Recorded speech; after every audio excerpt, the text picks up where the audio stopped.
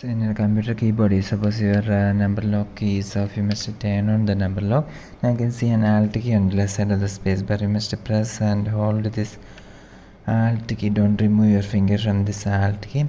At the same time, you must type here 11078. So after typing 11078, you can release your finger from this alt key. So you can see that this symbol have been arrived.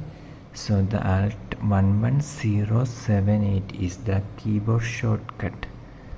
So for creating rightwards quadruple arrow symbol in your Windows computer, you must open your Microsoft Word, and after that you can try this keyboard shortcut 11078 and you can create this symbol. For more videos you can subscribe. Thank you.